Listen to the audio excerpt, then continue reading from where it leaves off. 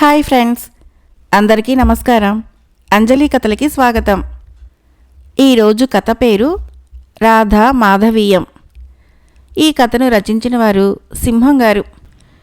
ఇది ఆంధ్ర సచిత్ర వారపత్రికలో ప్రచురింపబడిన కథ. రామ్మారా, పరంధామయ్య గారు కూతుర్ని సాదరంగా ఆ గదిలోకి తీసుకొని వచ్చారు. రాధ పాలపిట్ట రంగు కొత్త చీర కట్టుకొని మెడలో నెక్లెస్ తళతళలాడుతూ ఉండగా, సెగలో పువ్వులు గుమగుమలాడుతూ ఉండగా, ఒక పక్క తల్లి ఇంకో పక్క తండ్రి నెమ్మదిగా నడిపించుకొని రాగా, తల వంచుకొని వచ్చి అక్కడ ఉన్న చాప మీద కూర్చుంది. ఆ చాప మీద ఇంకా 2-3 ఆడవాళ్లు కూర్చొని ఉన్నారు. ఎంత చదువుకున్నా సాంప్రదాయకమైన కుటుంబం నుంచి వచ్చిన రాధ తన పెళ్లిచూపుల సందర్భంగా నలుగురిలో తలెత్తుకుని కూర్చోలేకపోయింది. రాధకి ఎదురుగా సోఫా మీద ఒక ముసలాయన, వయసు 60 దాకా ఉండొచ్చు, కూర్చొని ఉన్నాడు. అతని పక్కన పెళ్ళికొడుకు ఫుల్ సూట్లో కూర్చొని ఉన్నాడు. పెళ్ళికొడుకు పక్కన ఉన్న మరొక సోఫాలో అతని స్నేహితుడు కిరణ్ కూర్చొని ఉన్నాడు. కిరణ్కి ఎదురుగా ఉన్న సోఫాలో పరంధామయ్య గారు పై మీది కండువా సర్దుకుంటూ వినయంగా కూర్చొని ఉన్నారు. గతంలో ఆయన కాలేజీ ప్రిన్సిపల్గా చేస్తున్నప్పుడు చాలామందికి చాలా రకాల పరీక్షలు నిర్వహించారు. కానీ ఇప్పుడు ఆయనే ఒక పరీక్షను ఎదుర్కోబోతున్నారు. తన గారాల పట్టి రాధకి ఈ పెళ్ళైపోతే అతని గుండెల మీద భారం దిగిపోతుంది. ఎందుకంటే అతనికి 3 ఆడపిల్లలు. పెద్దవాళ్ళిద్దరికీ తను ఉద్యోగం చేస్తున్న సమయంలోనే పెళ్లిళ్ళు చేసి పంపించేశారు. తన అంతస్తుకు తగ్గట్టుగా కలిగిన వాళ్ళ ఇళ్లలోనే పడేశారు పెద్ద ఆడపిల్లలిద్దరినీ. ఆ తర్వాత వాడు నారాయణ విషయంలో ఆయన నమ్మకాలు, ఆచారాలు దెబ్బతిన్నాయి. చిన్నప్పటి నుంచి పరువు, మర్యాద, సాంప్రదాయం గల కుటుంబంలో పుట్టి పెరిగిన పరంధామయ్య గారికి తన జీవితకాలంలో వాటికి భంగం కలిగితే సహించలేని మనస్తత్వం ఏర్పడింది.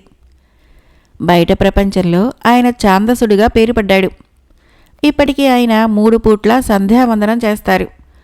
పగలు రాత్రి కూడా మడిపంచ కట్టుకునే భోంచేస్తారు.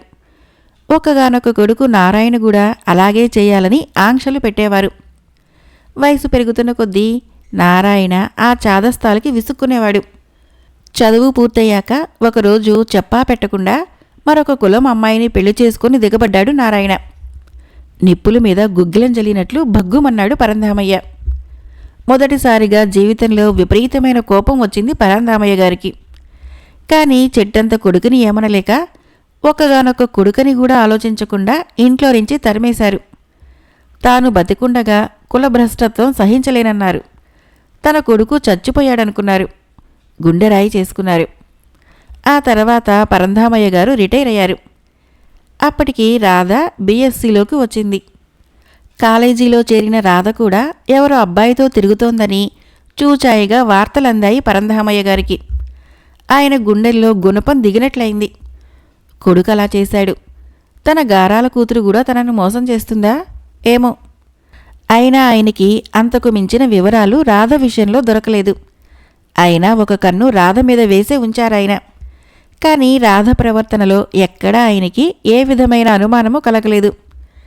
అయినా ఎందుకైనా మంచిదని రాధకి తొందరగా పెళ్లి చేసేయాలని వేగిరపడసాగారు ఆయన. 2 ఏళ్ల నుంచి ప్రయత్నిస్తూ ఉంటే ఇంతకాలానికి మంచి సంబంధం దొరికింది. పెళ్ళికొడుకు కృష్ణ బాగా చదువుకున్నవాడు. ఏదో పెద్ద ఫరంలో ఆఫీసు ఉద్యోగం చేస్తున్నాడు. పెళ్ళికొడుకు తండ్రి చలపతిరావు పరంధామయ్య గారికి బాల్య స్నేహితుడు. అంతస్తు, హోదాలో పరంధామయ్య గారికి తగినవాడు. కులము, గోత్రము, మాట, మంతి అన్నీ కలిశాయి. ఈ సంబంధం సెటిల్ అయితే చాలని మనసులోనే 1000 దేవుళ్లకు మొక్కుకుంటున్నారు పరంధామయ్య గారు. అమ్మా, ఓసారి తలెత్తి చూడమ్మా. పెళ్లివారికి తన కూతురి అందమైన ముఖం కనపడాలని కాబోలు తలెత్తమన్నారు పరంధామయ్య గారు. ఎందుకురా పరం, అమ్మాయిని ఇబ్బంది పెడతావు? నీ కూతుర్ని మేం వేరే చూడాలా? ఆత్మీయత ధ్వనించింది చలపతిరావు గారి గొంతులో. రాధ నెమ్మదిగా తలెత్తి చూసింది. అదే సమయానికి పెళ్ళికొడుకు కృష్ణ కూడా రాధని చూశాడు. 2 చూపులు కలుసుకున్నాయి. కృష్ణని చూసి రాధ గతుక్కుమన్నది. గుండె వేగంగా కొట్టుకుంది. మొహమంతా చెమటలు పట్టేసింది. గొంతులో ఏదో అడ్డం పడినట్లయింది. ఎవరితను? నిజంగా చలపతిరావు గారి అబ్బాయి కృష్ణేనా? లేకపోతే పిరికితనంతో తన నుంచి పారిపోయిన మాధవా? అవును, ఇతను మాధవ్ కాడు. ఇతను మాధవ్ కాడని ఆ చిరునవ్వే చెబుతోంది. మాధవ్ నవ్వినంత చక్కగా సమ్మోహనకరంగా నవ్వేవాళ్ళు ఈ భూమి మీదే ఉండరేమో. మరి ఆ పోలిక ముమ్మూర్తుల మాధవ్లాగే ఉన్నాడే. తికమక పడిపోసాగింది రాధ.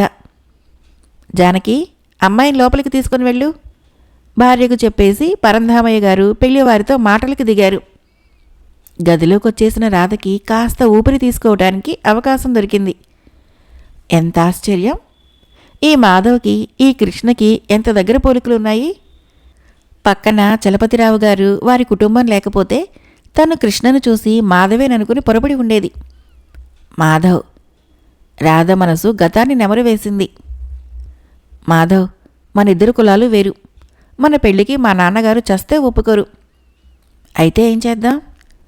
చేసేదేముంది, మా అన్నయ్యలాగే మనం కూడా చెప్పా పెట్టకుండా ఏ గుళ్ళోనూ పెళ్లి చేసేసుకోవడం, ఇక్కడి నుంచి ఎగిరిపోవటం. వద్దు రాధా, నువ్వంత సాహసం చేయగలవేమో కానీ నేనంత ధైర్యం చేయలేను. మన ఇద్దరిది ఒకే కులం కాకపోవచ్చు. నేను లేవదీసుకుని వెళ్తే నా కులంలో ఉన్న మా చెల్లెలికి పెళ్ళవదు. అంతేకాదు, నాకు ఇంకా స్థిరమైన ఉద్యోగం లేదు. నా కుటుంబాన్ని పోషించుకోవడానికే నాకు గగనమైపోతుంది. కలిగిన ఇంట్లో నుంచి వచ్చిన నిన్ను ఏ లోటు లేకుండా చూసుకోవాలంటే నాకు ఏదైనా మంచి ఉద్యోగం దొరకాలి. ఈలోగా నా చెల్లెలి పెళ్లి కావాలి. అంతదాకా మనం ఆగాలి, తప్పదు. ఆ మాటలకి నీరు గారిపోయింది రాధ. ఈ మాటలు చెప్పడానికా నన్ను ప్రేమించానన్నావు? అంత ధైర్యం లేనివాడివి నా వెంట ఎందుకు పడ్డావు? నన్నెందుకు ఆశ పెట్టావు? ఆవేశపడిపోయింది రాధ.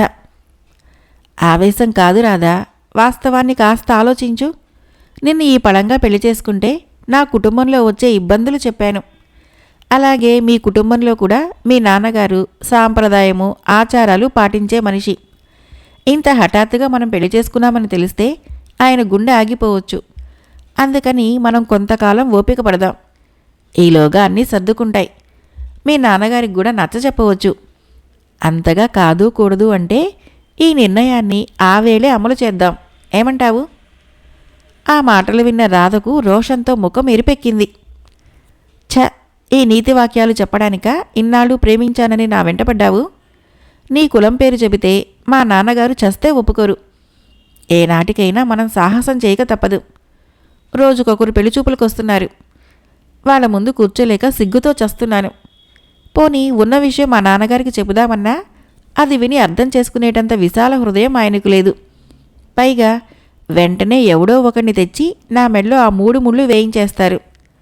అందుకనే సిగ్గు విడిచి నీతో వచ్చేస్తానని చెప్పాను. కానీ నువ్వింత పిరికివాడవనుకోలేదు. నీకు వారం రోజులు గడువిస్తున్నాను. వచ్చే వారము ఇదే టైంకి ఇక్కడికి వస్తాను. నువ్విక్కడికి వచ్చి నన్ను స్వీకరించావో సరే సరి, లేకపోతే నీకు నాకు సరి. చెరచెర నాగుపాములా నడుచుకొని వెళ్ళిపోయింది రాధ. అవనత వదనుడై ఆలోచిస్తూ చాలాసేపు ఆ పార్కులోనే ఉండిపోయాడు మాధవ్. మరుసటి వారము అదే టైంకి అదే పార్కుకి మాధవ్ కోసం వెళ్ళింది రాధ. చాలాసేపు ఎదురుచూసింది, కానీ అతను రాలేదు.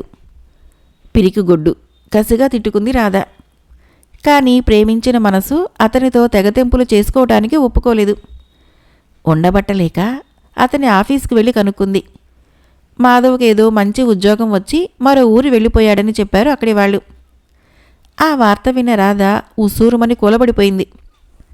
ఎంత పని చేశాడు మాధవ్! ఒట్టి పిరికివాడే కాదు, మోసగాడు కూడానా? ఇలా అనుకోవటానికి మనసొప్పడం లేదు. అతని కోసము మరో 2-3 నెలలు ఎదురుచూసింది. అతను రాలేదు. అతని వద్ద నుంచి ఎటువంటి జాబు కూడా రాలేదు. ఇంతలో పరంధామయ్య గారు సంబంధాలు చూడటం ఎక్కువ చేశారు. ఇదిగో ఇప్పుడొచ్చిన సంబంధము పరంధామయ్య దంపతులకి బాగా నచ్చిన సంబంధం. రాధ మరి ఆలోచించదలుచుకోలేదు. తన మనసు ఏనాడో పరాధీనమైపోయింది. పెళ్ళి తన శరీరానికే జరుగుతుంది. ఈ పెళ్ళి తన తల్లిదండ్రులను సంతోషపెట్టడానికి చేసుకుంటుంది. ఆ మాటలే తన డైరీలో రాసుకుంది. ఆ మాటలన్నీ మరొక విధంగా తండ్రికి చెప్పింది. అందులోని రాధ అంగీకారమే ఆ తండ్రికి అర్థమైంది. పెళ్ళి సశాస్త్రీయంగా జరిగిపోయింది. పెళ్లితంతు జరుగుతున్నంతసేపు పెళ్లి కొడుకు ఏదో ఒక నెపంతో రాధని తాకుతూనే ఉన్నాడు. అయినా రాధలో ఎటువంటి స్పందన కలగలేదు. అది రాధ తొలిరేయి. ప్రతి కన్నెకు పండగ రోజైన ఆ తొలిరేయి రాధకి మాత్రము నిస్సారంగా కనిపించింది. మనసులేని రాధ ఇప్పుడు కృష్ణ భార్య. తను మనసులేని రాయినని తన భర్తకి చెప్పడం భావ్యమనిపించింది రాధకి. గదిలో పట్టెమంచం మీద దిండు కానుకొని ఒక పక్కగా వాలి కూర్చున్నాడు కృష్ణ. పక్కనే బల్లమీద పెట్టిన అగరొత్తుల వాసన గదంతా వ్యాపించింది. పైన సీలింగ్ ఫ్యాను చప్పుడు చేయకుండా తిరుగుతోంది. రాధ 2 అడుగులు ముందుకు వేసి కృష్ణకి అభిముఖంగా తల వంచుకొని నిలబడింది. ఏమిటి అన్నట్లుగా చూశాడు కృష్ణ. మీరు నన్ను సరిగ్గా అర్థం చేసుకుంటానంటే మీకు ఒక ముఖ్యమైన విషయం చెప్పాలి. తల వంచుకొని కుడికాలి బొటన వ్రేలు నేలకి రాస్తూ అన్నది రాధ. నేను మాధవ్ అనే అతన్ని ప్రేమించాను. కానీ అతను పిరిగితనంతో నన్ను వదిలేసి వెళ్ళిపోయాడు. నా మనసు అతనితోనే వెళ్ళిపోయింది. కట్టె మాత్రము మీ ముందుంది, అంతేనా? ఆశ్చర్యంతో తల పైకెత్తింది రాధ. అదే చిరునవ్వు, తనని సమ్మోహనపరిచే మాధవ్కి చేరువ చేసిన చిరునవ్వు. మాధవ్? అవునన్నట్టు తల పంకించాడు మాధవ్. సుడిగాలిలా వెళ్ళి అతన్ని చుట్టుకుపోయింది రాధ. మాధవ్, నువ్వు నన్ను మోసం చేశావేమోననుకున్నాను. ఆనందంతో మాటలు తడబడసాగాయి రాధకి. కొంచెంసేపు గడిచాక ఇహలోకంలోకి వచ్చింది రాధ. మరి పెళ్లిపీటల మీద నా పక్కన కూర్చున్నది ఎవరు? అనుమానంగా అడిగింది మాధవ్కి దూరంగా జరుగుతూనే. నేనే. అదే చిరునవ్వు. మరైతే పెళ్లిచూపుల నాడు వచ్చింది? నా ఫ్రెండు కృష్ణ. నాకేం అర్థం కావటం లేదు. అంతా అయోమయమైపోయింది రాధకి. జరిగిందంతా చెబితే కానీ నీకు అర్థం కాదులే అంటూ చెప్పటానికి ఉపక్రమించాడు మాధవ్. నేను చలపతిరావు గారి కొడుకు కృష్ణ ప్రాణ స్నేహితులం. మా ఇద్దరికీ రూపంలో చాలా దగ్గర పోలికలున్నాయి. ఆ రోజు నాకు వార్నింగ్ ఇచ్చి వెళ్ళిపోయాక నేను చాలాసేపటికి ఇల్లు చేరుకున్నాను. ఇంటి దగ్గర అప్పటికే నాకు ఒక పెద్ద కంపెనీలో ఉద్యోగం ఇస్తున్నట్లు వెంటనే వచ్చి జాయిన్ అయిపోమంటూ ఆర్డర్స్ వచ్చి ఉన్నాయి. నీతో చెప్పటానికి కూడా నాకు కుదరలేదు. కానీ అప్పటినుంచి నీ వివరాలు తెలుసుకుంటూనే ఉన్నాను. ఇంతలో మీ నాన్నగారు చలపతిరావు గారింటికి వెళ్ళి పెళ్లి సంబంధం కోసం వచ్చారు. అప్పుడు నాకు ఈ ఐడియా వచ్చింది. నేను కృష్ణ ఒకేలాగా ఉంటాము కాబట్టి కృష్ణ స్థానంలో నేనే వచ్చి నిన్ను దక్కించుకోవాలనిపించింది. ఆ విషయమే కృష్ణతో మాట్లాడాను. వాడు వెంటనే ఒప్పుకున్నాడు. ఇద్దరము కలిసి ఉన్నది ఉన్నట్లు చలపతిరావు గారికి చెప్పాము. ఆయన చాలాసేపు ఆలోచించినాక చివరికి నాకు సాయం చేయటానికి అంగీకరించారు. ఫలితం పెళ్లి చూపుల్లో వాడు మాత్రమే ఉన్నాడు. తక్కిన పెళ్లి తంతులో నీ పక్కన కూర్చున్నది నేనే. ఇప్పటికైనా నీ అయోమయం తగ్గిందా? రాధని దగ్గరికి తీసుకొని పెదవులపై చుంబించాడు మాధవ్. రాధకి ఆనందంలో తలమునకలైపోయింది. ఏం మాట్లాడాలో తెలియక మాధవ్కి హత్తుకుపోయింది. ఇంతలో సడన్గా ఆలోచన వచ్చింది. అమ్మో, ఈ మోసం మా నాన్నగారికి తెలిస్తే ఆయన ఏం అఘాయిత్యం చేసుకుంటారో. కళ్ళనీళ్ల పర్యంతం కాగా అక్కడున్న కుర్చీలో నిస్పృహగా కూలబడిపోయింది రాధ. నెమ్మదిగా రాధని లేవదీసి పరంధామయ్య గారి గది దగ్గరకు తీసుకుని వెళ్ళాడు మాధవ్. లోపల పరంధామయ్య గారు చలపతిరావు గారు మాట్లాడుకుంటున్నారు. ఒరేయ్ పరం, నువ్వింత విశాల హృదయంతో అర్థం చేసుకుని సహకరిస్తావనుకోలేదురా. వీళ్ళు వెళ్ళేసరికి అంటున్నారు చలపతిరావు గారు. నీకోసమేమిట్రా? నా కూతురు కోసం ఒప్పుకుంటున్నాను. ఇంతకుముందు చాదస్తానికి పోయి కొడుకును దూరం చేసుకున్నాను. ఇప్పుడు పట్టుదలకి మూర్ఖత్వానికి పోయి కూతుర్ని దూరం చేసుకోలేక రాజీ పడ్డాను. అంతేకాదు, దాని డైరీ చదివాను. మనసు లేని కట్టే ఈ నా శరీరము అని అది రాసుకున్న మాటలు నా గుండెల్ని పిండేశాయి. రాధ తల్లిదండ్రులను సంతోషపెట్టడానికి ఈ పెళ్లి చేసుకుంటున్నట్లు రాసుకుంది ఆ డైరీలో. నా సంతోషం కోసము ఇష్టం లేనివాడిని పెళ్లి చేసుకోవడానికి సిద్ధపడిన నా చిట్టి తల్లి ఆమె కోసం ఆ మాత్రం సర్దుకోలేనా?